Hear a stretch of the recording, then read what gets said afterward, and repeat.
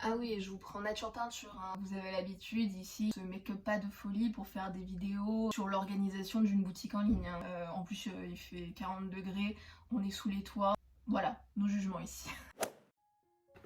J'espère que ça va. On se retrouve aujourd'hui pour faire une vidéo qui, je pense, pourra être très utile parce que je sais qu'il y en a pas mal qui me suivent simplement par curiosité sur le monde du graphisme, de l'illustration. Donc aujourd'hui, on va parler de Etsy, de cette plateforme sur laquelle je vends mes produits, mes illustrations. C'est la plateforme la plus sécure, la plus simple, voilà, quand on débute ou même quand on est totalement professionnel et qu'on en vit totalement. Alors après, je sais qu'il y a souvent de teams qui commencent sur Etsy et qui s'en vont. Je pense à Lana Songe et à Ectomorph qui, elles, avaient leur boutique Etsy et qui en sont parties pour certaines raisons financières. Ça, j'en parlerai parce que c'est vrai que beaucoup d'entre vous m'ont posé des questions sur les commissions d'Etsy, sur les frais, comment ça se calcule, quels sont les pourcentages qu'ils prennent. Je vous mettrai aussi certains articles que j'ai pu trouver en barre d'infos. Donc voilà, donc ce qu'on va faire, c'est que je vais vous changer de place, je vais parler et en même temps je vais dessiner, comme ça au moins pour ceux que ça intéresse pas totalement, il y aura quand même une partie illustration. Donc on se retrouve tout de suite. Donc voilà, je vous retrouve ici pour vous parler de la boutique Etsy. Donc pour faire en général, donc Etsy c'est une boutique pour les artistes, artisans, du fait main, voilà. Donc c'est quelque chose d'international qui regroupe en fait tout ce type de personnes. On peut vraiment vendre de tout, on peut vendre à la fois de l'illustration, à la fois il y a des gens qui fabriquent des tables, des meubles, vraiment c'est ultra varié. Alors en fait là je suis en train de me rendre compte que de dessiner et de parler de ça en même temps, c'est pas si simple que ça, hein. Voilà, pour commencer, Etsy c'est une plateforme qui est gratuite, donc ça veut dire que si vous voulez vous inscrire, il n'y a aucun frais, tout est gratuit.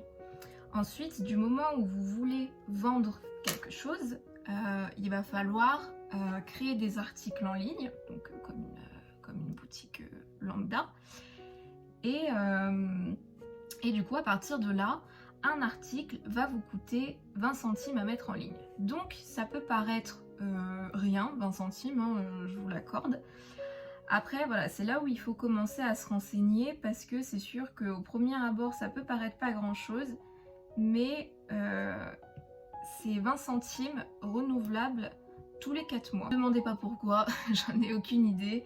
C'est Etsy qui est comme ça. C'est là où ça peut poser problème à plusieurs personnes, c'est que voilà, à première vue, c'est que des petites sommes. On va pas vous demander des sommes astronomiques, mais en fait, mises bout à bout, ben ça commence à chiffrer en fait. Et c'est vrai que si vous faites pas un chiffre d'affaires de folie, et ben vous pouvez arriver à ce que ce soit limite au niveau de la rentabilité de votre boutique. Souvent aussi, il y a des gens qui m'ont demandé si pour vendre sur Etsy, il fallait avoir un statut, donc un statut d'auto-entrepreneur, être freelance, tout ça. Souvent, ceux qui vendent sur Etsy le sont. Moi-même, je le suis.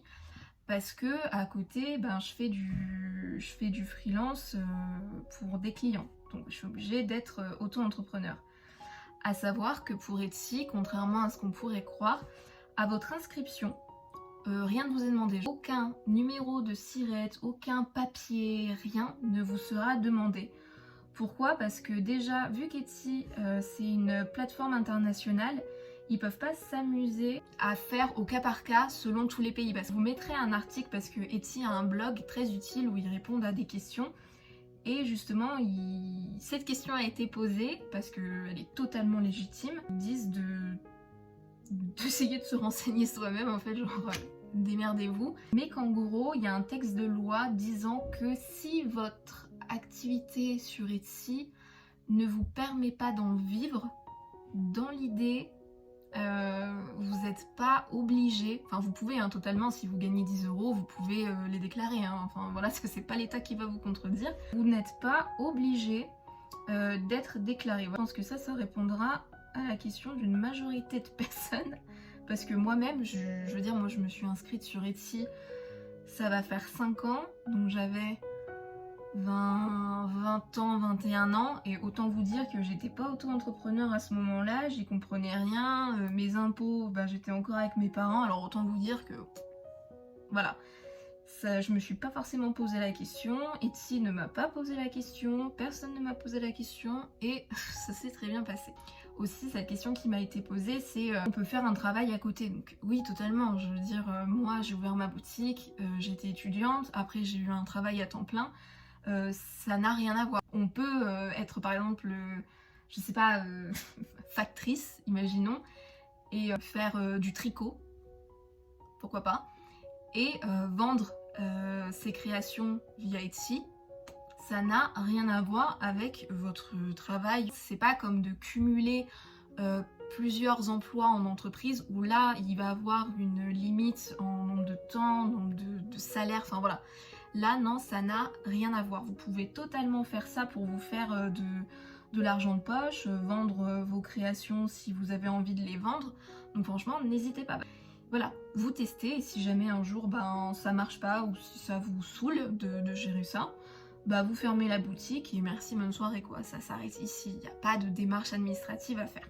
Si jamais vous sautez le pas et que vous décidez d'être vendeur sur Etsy, vous êtes seul, vous vous débrouillez comme vous voulez. Vous êtes libre, la plateforme en soi, vous irez voir, hein, soit vous connaissez, si vous connaissez pas, n'hésitez pas à aller voir. La plateforme est ultra ludique, je veux dire, chaque article est le même, c'est le même modèle pour tout le monde. Vous mettez un titre, vous mettez vos photos, vous mettez une description, enfin voilà, c'est pareil partout. Et sinon, en dehors de ça, Etsy ne vous oblige à rien. Vous faites vos photos, sur ça, vous êtes libre. Après, là où c'est intéressant de passer par Etsy et non par un site à soi, c'est que déjà il y a la confiance d'Etsy. Enfin, je veux dire, quelqu'un qui connaît pas votre site, potentiellement on peut se poser la question, est-ce que ce site est fiable? Alors que si vous vendez sur Etsy, voilà, de base vous êtes sur une plateforme connue et il y a aussi toute la partie gestion d'argent. Pour faire simple, Etsy vous avertit par mail dès que vous faites une vente, il vous envoie un mail pour dire hey, félicitations, tu as fait une vente, c'est super. Et à partir de là, Etsy vous envoie toutes les informations relatives à la vente, donc quel produit a été commandé, la quantité, qui l'a commandé, donc on a l'adresse qui s'affiche, tout ça. Et à partir de là, vous faites votre emballage, l'article est déjà payé hein, par la personne, elle est mise sur une cagnotte, donc en gros l'argent est sur la plateforme. Vous pouvez demander à être payé tout de suite, sinon en général moi ce que je fais, c'est que automatiquement l'argent m'est viré sur mon compte tous les mois. Donc voilà, on va dire tout le mois de juin je fais des ventes et au 1er juillet Etsy me vire l'argent. Une vente ne peut pas être mise en place si la personne au préalable n'a pas payé. Et ça voilà, ça c'est une certitude. De toute façon, donc là on va passer aux questions que vous m'avez posées via Instagram. Donc j'ai fait une petite sélection des questions les plus intéressantes et auxquelles dans tous les cas j'allais répondre. Il y a une question qui m'a dit y a-t-il un règlement précis? Donc est-ce qu'il y a un règlement précis au niveau des livraisons, des prix? Est-ce que Etsy impose certaines règles? Alors oui et non. Très précis comme toujours. En soi, je pense qu'il y a certaines règles de base dans le sens des choses logiques. Vous vous engagez à expédier le colis, vous vous engagez au niveau de votre moralité. Enfin voilà, je pense des choses basiques qui sont certainement écrites, des mentions légales que on devrait lire mais qu'on survole. Hein. Sinon vraiment au niveau des prix, au niveau des délais de livraison, on est libre. Je sais que Etsy à certains moments peut nous aiguiller. Par exemple, je sais que quand je rentre les frais de livraison, Etsy va m'indiquer que en général les gens sont plus enclins à acheter si les frais de port sont offerts. Mais c'est vraiment totalement à titre indicatif. C'est vraiment des petites indications comme ça que le site fait passer pour vous aider en fait, tout simplement. Pareil au niveau des prix. Là, c'est totalement à vous de calculer. Et c'est là où on va parler, donc c'est la deuxième question. Est-ce que Etsy prend des commissions sur les ventes? Alors, bien sûr que oui, parce que de toute façon, il faut que Etsy en vive. Ils sont là pour faire de l'argent, donc bon, en aidant les gens à en faire aussi, mais bon, entre guillemets, c'est un juste retour des choses. Ils mettent en place un service, ils se rémunèrent. Hein. Jusque là, je veux dire, moi, j'ai fait que des formations dans l'art. J'ai aucune formation en marketing, en communication, en vente, mais alors vraiment, dessus, je suis une bille et j'apprends au fur et à mesure, et encore maintenant, au bout de 5 ans, j'apprends des choses. Il faudrait vraiment se renseigner, sauf que on sait pas forcément de base tout ce qu'il faut faire. Il y a des choses dont on a entendu parler, des choses dont on peut se douter, mais sinon, franchement, c'est un peu à tâtons. C'est là où je me suis renseignée, je suis tombée sur un site que je vous mettrai en barre d'infos, qui est vraiment très utile. C'est un peu sur la gestion en général, mais il y a une partie qui parle d'Etsy. De base, Etsy, quand vous vous inscrivez, ils vont vous dire que sur chaque vente, donc si vous ne faites pas de vente, Etsy ne prend rien, c'est ça l'avantage. C'est pour ça que je vous dis, vous n'avez aucun risque à vous inscrire. Ensuite, Etsy vous dit que sur chaque vente, ils vont prendre 4% de la vente, donc ce qui peut paraître dérisoire, sauf que 4%, c'est hors taxe. Voilà, donc ça, pareil, ça peut paraître aussi un peu barbare. Autant vous dire que moi, quand j'avais 20 ans, ouais, les taxes, je savais qu'il y en avait sur ce qu'on vendait, mais alors après, plus dans le détail, je connais rien. Voilà, hors taxe, qui signifie que, en fait, Etsy ne va pas vous prendre 4%, mais va plus vous en prendre 36. Je crois que c'est un truc comme ça. Ensuite, Etsy va également vous prendre des taxes sur le paiement. Donc en fait, pour que la personne puisse payer via la plateforme, eux ils sont en partenariat donc avec PayPal, je crois qu'on peut payer via PayPal, enfin il y a plein de moyens de paiement, et ça ils les payent aussi pour qu'ils soient en fonction sur la boutique. Et ça du coup on va vous prendre de base, on prend 36 centimes, quel que soit le prix de l'objet, hein, que vous le vendez 1 euro ou 100 euros, Etsy va vous prendre 36 centimes sur ça, plus ensuite 4,8%, voilà, sur votre prix de vente total. Donc ils vont prendre en compte le prix de vente et également les frais de port. Donc voilà, en plus des 6% précédents. Tout ça, ça va vous aider à calculer votre prix de vente de votre produit. Ce que je faisais absolument pas au début. Mais non, vous n'êtes pas seul. Je veux dire, moi au début, je commandais mes produits et je me disais, ouais, ça dans l'idée, je pense le vendre 5 euros. Mais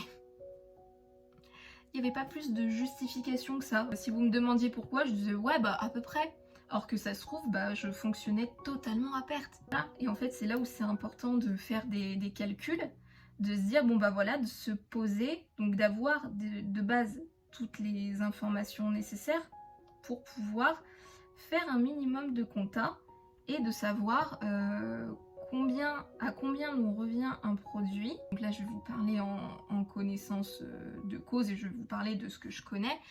Si, comme moi par exemple, là j'ai fait des marque-pages, ensuite je les fais imprimer via un site internet, donc si jamais ça aussi ça vous intéresse, j'ai fait une vidéo sur mes produits Etsy, je vous montre mes produits et je vous parle de mes fournisseurs. Ça voilà, ça se calcule combien j'ai payé pour les produits, les frais de port que ça m'a coûté, combien me coûte un produit à l'unité, pourquoi j'ai fait cette tête, combien vont me coûter les taxes d'Etsy par rapport à ça. Donc c'est pour ça qu'il faut essayer de tout bien calculer en amont et de se dire voilà, par exemple un marque-page, de toute façon je vais vous le dire, je les ai calculés hier, donc pour vous dire que voilà, ça fait 5 ans que je suis dessus et seulement maintenant vraiment j'essaye de faire attention au prix de mes produits. Donc encore une fois, si vous êtes dedans et vous êtes dans mes situations, vous n'êtes pas seul. Franchement, ne culpabilisez pas, c'est normal. Donc peut-être pas normal de mettre 5 ans à le faire comme moi, mais voilà. Il y a aussi tout ce qui est emballage pour les envois, les timbres, donc les frais de port, combien ça va vous coûter. En fait, tout ça, il faut le calculer à l'unité. Avec les taxes d'Etsy, ça va vous donner un prix. Et ensuite, à partir de là, vous calculez votre prix de vente, à combien vous l'estimez. Et aussi combien, quelle marge vous allez vous faire dessus. Donc par exemple pour un marque-page, J'ai calculé que l'enveloppe me revient à 68 centimes, que le timbre, donc les frais de port, me reviennent à 97 centimes, et que le prix produit à l'unité me revient à 55 centimes. Donc ça me fait un total de 2,20 €. Donc de base, le produit lui-même plus les frais d'envoi, ça me revient à 2,20 €. Donc de base, ça, c'est de l'argent qui part. Plus ensuite les 3 différentes taxes d'Etsy, ça me revient à 1,80 €, à 1,90 €. Ça, c'est des sommes qu'il faut additionner. Ça vous donne un prix et à partir de là, vous vous dites, bah en dessous de ce prix, ça ne fonctionne pas parce que ce serait à perte, donc c'est moi qui vais payer pour envoyer les produits, ce qui n'est pas bon, qu'on n'est pas une grosse entreprise, que les frais sont plus élevés pour nous que pour une grosse boîte. Mais voilà, c'est comme ça. Ne remettez pas en cause les prix. Si je vends un tote bag à 15 €, ben c'est que 15 € en soi, c'est le prix minimum pour que je me dégage quelques euros ou certaines fois quelques centimes. Voilà. Et que je peux pas faire en dessous. Je veux dire, bien sûr, il y a des sites qui vont vendre des tote bags 3 € et sur 3 € ils vont réussir à se faire une marge. Alors que moi, voilà, si je vous dis un tote bag de base hein, il me revient à plus de 8 €. Donc de base, je peux pas vous le vendre en dessous de 8 € parce que sinon je perds de l'argent. Alors pour, voilà, donc avant d'attendre les 3 €, on en est loin. Donc si vous êtes client, c'est des choses à savoir. Et si vous êtes vendeur sur Etsy, chose importante à faire que moi-même je négligeais parce que je savais pas, en fait j'étais perdue, je savais pas comment faire, je savais pas quoi faire. Et voilà, je suis arrivée à un stade où je me suis dit non vas-y, prends du temps, là t'as le temps, vas-y prends le temps de bien faire les choses et essaye au mieux. Donc c'est pour ça que là j'ai quand même pris les choses en main, essayer au mieux de gérer ce que je fais et oui surtout de pas fonctionner à perte parce que comme je dis je suis sûre qu'il y a certains trucs que je vendais trop peu cher et on fait comme on peut, on fait de notre mieux et voilà. Ensuite, il y a une autre question. Donc, il y a quelqu'un qui m'a demandé comment je fais pour vendre des affiches digitales sur la plateforme. Alors, tout simplement, quand je crée un article, Etsy me demande si c'est un article physique ou digital. Donc, si c'est un article physique, Etsy va me dire de parler des frais de port, me dire voilà où je suis prête à expédier, combien je facture telle et telle chose. Alors que quand c'est digital, c'est juste une case à cocher et là je vais avoir une fenêtre qui s'ouvre où je vais pouvoir charger mes fichiers, tout simplement. Alors après, là où est le risque, et je le sais, j'en suis consciente, c'est que du coup je fournis un fichier à la personne et c'est à elle ensuite de l'imprimer par ses propres moyens. Voilà. Après, le risque, c'est que du coup cette personne a un fichier, donc elle n'a pas le fichier source, donc c'est un fichier qu'elle ne peut pas modifier, mais elle a le fichier prêt à l'impression. Donc ça veut dire que si elle veut l'imprimer 15 fois et le donner à des amis, elle peut le faire. Voilà, je veux dire, on a beau dire que oui, ça m'appartient, je ne suis pas dans sa vie. J'ai jamais entendu parler de ce souci-là, j'ai jamais vu quelqu'un qui revendait mes illustrations. Voilà. Après, c'est sûr que financièrement, c'est beaucoup plus intéressant parce que de base c'est un fichier que moi je fais, donc c'est juste du temps que j'investis, mais ensuite donc Etsy prend une com dessus, mais j'investis rien, il n'y a pas d'impression, il n'y a pas de frais de port, il n'y a rien. Une autre question, on m'a demandé s'il y allait encore avoir d'autres illustrations Harry Potter. Non, c'est pas prévu parce que vu que je suis une très petite boutique et que je vais pas vous le cacher, je ne fais pas des ventes tous les jours, je suis pas de la team à dire oh mon dieu aujourd'hui j'ai 20 commandes. Non non non, c'est absolument pas mon cas. J'aimerais énormément que ça m'arrive, mais je vais pas vous le cacher, non. Je ne peux pas me permettre d'avoir beaucoup de produits différents. J'aimerais, hein, franchement j'aimerais, des fois je me dis oh je pourrais faire ça, oh je pourrais faire ça, mais je dis wow, calme-toi parce que c'est de l'argent, tu sais pas si ça va se vendre, peut-être que ça va rester des années chez toi avant que j'écoule le stock. Donc non, j'essaye de me raisonner. Là, je crois qu'on est à 37 produits, des feuilles A4 que je vends, donc des illustrations en format A4, que j'ai fait l'année dernière, je crois au mois de septembre. Donc là, on est au mois d'août. il m'en reste quand même quelques-unes. Donc pour vous dire qu'en un an, je crois qu'en tout il y avait 50 illustrations, donc qui ne sont pas les mêmes, mais 50 illustrations. Et j'en ai encore, donc ça veut dire qu'en un an, 365 jours, je n'ai pas vendu 50 illustrations A4. Donc j'ai vendu plein d'autres choses. Mais voilà, donc pour vous dire, pour vous donner une échelle, donc non, il y a des gens qui vont vendre ça en une journée, je les envie.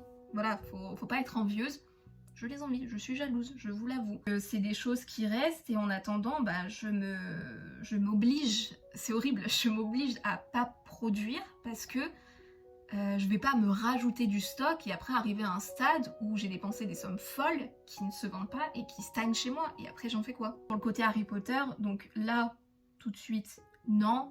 Après, vous me connaissez, j'adore ça et je sais que dans quelques mois, je referai quelque chose. J'ai sorti des stickers parce que c'est vraiment quelque chose que je voulais faire. J'avais jamais fait des stickers, donc je voulais tester ce que ça donnait et j'en suis vraiment très contente. Je suis extrêmement fière. Cette boutique, c'est mon bébé, c'est mes créations. Ça fait du bien en fait de se dire je fais les choses que j'ai envie de faire, il n'y a personne au-dessus de moi qui me commande, qui me dit bah là faudrait faire ci, là faudrait faire ça, ah moi ça je trouve pas ça top. Non, vraiment là je suis dans un mood où vraiment c'est moi qui décide ce que je fais et c'est mais d'un agréable, honnêtement je vais pas vous le cacher, pour avoir bossé des années en entreprise, bah le fait de pouvoir se gérer soi-même, alors c'est sûr que c'est un stress hein, de se dire si on fait une bourde, bah elle vient de nous, mais en contrepartie il y a vraiment cette satisfaction de se dire c'est moi qui l'ai fait, je dois rien à personne, si ça se vend, bah ça se vend grâce à moi seule, voilà. Et ça c'est ultra satisfaisant. Un moment racontage de vie où voilà je vous fais un peu le bilan sur où j'en suis. Et voilà, donc je kiffe ce que je fais, mais honnêtement, ça me permet pas du tout d'en vivre. Donc il n'y a pas que Etsy, il y a aussi les projets pro, donc que ce soit pour des entreprises pour lesquelles je peux faire des logos, des chartes graphiques, ou des particuliers pour lesquels je peux faire exactement la même chose, il n'y a pas de souci. Mais voilà, je vais pas vous le cacher, on n'est pas là pour se mentir, je croule pas sous les demandes. Quand j'en ai, c'est vraiment Byzance, je suis là-haut. Mais c'est assez rare et financièrement ça me permet pas d'en vivre. Donc voilà, là ça fait un an que j'ai quitté mon travail pour tenter de faire du freelance, aussi pour tenter de trouver un travail qui me correspond mieux. Mais voilà, donc j'ai passé certains entretiens qui n'ont pas débouché pour X ou Y raison. Donc voilà, ça fout un coup au moral, hein, je vais pas vous le cacher. Il y a des jours où je suis dans un mood où vraiment je suis grave contente à me dire putain mais c'est trop bien, je gère ma vie, je gère mon planning, si j'ai envie de travailler le dimanche, je travaille le dimanche, si j'ai pas envie de travailler le lundi, je travaille pas le lundi, je gère mon emploi du temps et ça c'est... voilà. Sauf que derrière, financièrement c'est pas ça.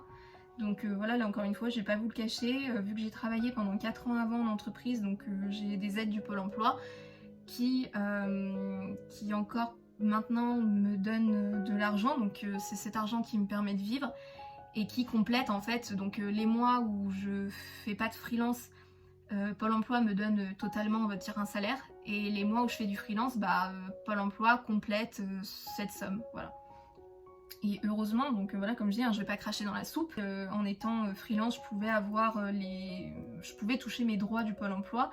Et en fait, si, c'est juste qu'il faut déclarer ce qu'on gagne et ensuite Pôle emploi retire tout simplement. Si par exemple un mois j'ai fait 500 € en freelance, je déclare que j'ai gagné 500 € au Pôle emploi et eux ils vont m'enlever 500 € de l'argent qu'ils me donnent de base. Voilà, c'est aussi simple que ça. Et en fait, voilà, c'est une situation assez stressante parce que voilà, je vais pas vous le cacher, il y a des jours où c'est extra parce que j'ai du travail, où je me dis putain aujourd'hui j'ai été extrêmement productive, je kiffe ce que je fais, c'est génial, je suis sortie du monde de l'entreprise, je gère ma vie, c'est la folie.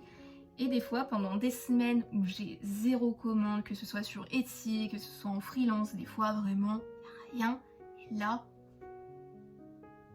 bah c'est vide. Et là, on se remet totalement en question. Et il y a aussi le regard des autres. Bien sûr, j'ai appris à passer outre, mais il faut aussi se dire que ben il y a le regard des gens qui comprennent pas forcément cette situation et qui pour eux, en fait, tout simplement, bah si tu sors pas de chez toi le matin et que tu travailles pas dans une entreprise, tu ne fais rien. Il y a des gens pour qui c'est le cas. Et t'as beau leur dire non, non, mais là en fait, j'essaye de justement d'être heureuse dans ma vie, de faire quelque chose qui me plaît. Voilà, le but c'est de gagner ma vie. Le travail, ben il tombe pas du ciel et des fois il y en a, des fois il y en a pas, bah, c'est comme ça. Et j'aimerais en fait pouvoir travailler tous les jours, mais juste j'ai pas la dose de travail nécessaire. Donc ben des fois, ouais, je fais rien. Et en fait pour ces gens, ben tu es nul, tu es un chômeur et tu vaux pas mieux que quelqu'un qui zone dans la rue toute la journée à boire des bières et à être un déchet pour la société. Et c'est vrai que des fois c'est dur de se prendre des remarques comme ça, et alors que toi t'essayes juste de garder un bon mood, de te dire non, je ne suis pas qu'une merde, j'essaye de m'en sortir, de croire en ce que je fais, en ce que je peux fournir. Et derrière t'entends ça et là ça te mine à dire ah mais comment tu veux t'en sortir dans la vie? Alors qu'on ne devrait pas penser en fonction des autres, mais on vit avec les autres, donc à un moment, je peux pas passer outre ces remarques. Et voilà. Et je peux comprendre que d'un côté, si c'est des gens qui n'ont jamais connu ne serait-ce que le chômage, ne serait-ce que le manque d'emploi, ils comprennent pas, je dis, et encore comme je dis à côté, je cherche du travail. Mais c'est juste que là, en tant que graphiste, c'est pas la folie. Avec le Covid, laisse tomber, il y a jamais zéro, enfin il y a zéro annonce. Donc voilà, je lui dis, mais moi si... Des fois, tu as envie de dire, bah ouais, bah trouve-moi un travail dans mon métier, hein. Mais et j'y vais, mais c'est juste que là, en un an, j'ai dû passer 3 entretiens, et sur ces 3, il y en a 2 qui me correspondaient pas, et j'y suis quand même allée, et j'ai même pas été prise. T'essayes d'avoir confiance en toi, en ce que tu peux faire, ce que tu peux produire, et à certains moments, ben, t'as la réalité qui te rattrape, et honnêtement, ça fait mal, je vais pas vous le cacher, ça fait mal, et des fois le moral est pas là. Ce qui me fait aussi tenir, c'est le fait de me dire, j'ai pas envie d'arriver à 50 piges et de remettre toute ma vie en question. Comme je vois en général, c'est nos parents qui ont trouvé un travail à 20 ans, qui le font encore maintenant et qui sont en dépression, qui sont dégoûtés de ce qu'ils ont fait, et que si on leur dit est-ce que si c'était à refaire tu le referais? Ah non, pas du tout. Bah en fait voilà, moi j'ai pas envie d'être dans cette situation. Moi j'ai envie de base déjà de trouver un travail qui me plaît, qui me donne envie de me lever le matin, qui me rende heureuse. Et pour certains ça peut paraître compliqué parce que ouais mais il faut gagner sa vie, et j'en suis consciente, et je dis là j'ai la chance justement financièrement de pas avoir ce stress, donc j'en profite. Mais essayer au mieux de faire du freelance, de trouver un travail qui me correspond, et voilà.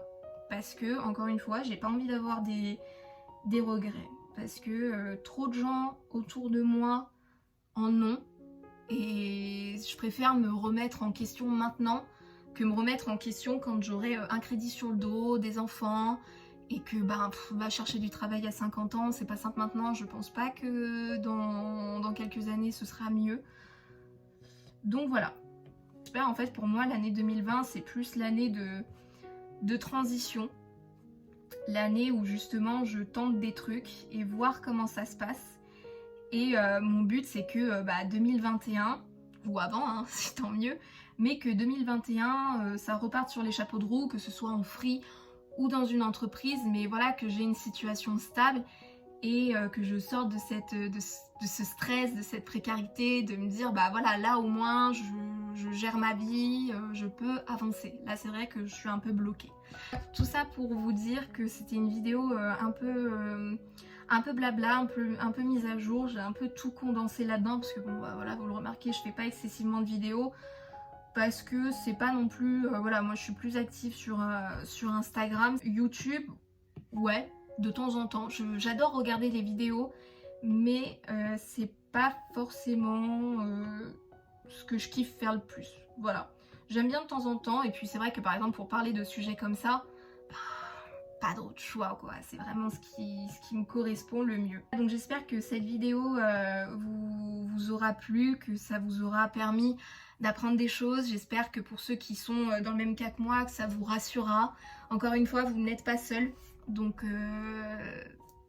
souriez, ça, en général, moi je sais que ces vidéos, c'est peut-être con à dire, mais où les gens galèrent un peu, bah moi ça me rassure de me dire bah je suis pas la seule à galérer, chacun a ses soucis. Donc voilà, j'en parle, j'ai pas honte, c'est comme ça, c'est ma vie telle qu'elle est, c'est la vie que j'ai choisi, oui, non, enfin je suis là parce que j'ai choisi d'y être. Après voilà, on galère, mais voilà, mon but c'est de m'en sortir rapidement et de continuer à faire ce que j'aime. Donc voilà, encore une fois, j'espère que ça pourra ouvrir les esprits, aider de quelque manière que ça soit. On se retrouve bah, potentiellement dans, dans quelques mois pour une nouvelle vidéo quand tu auras un thème, encore une fois, que je considère intéressant pour en parler. Donc voilà, bye!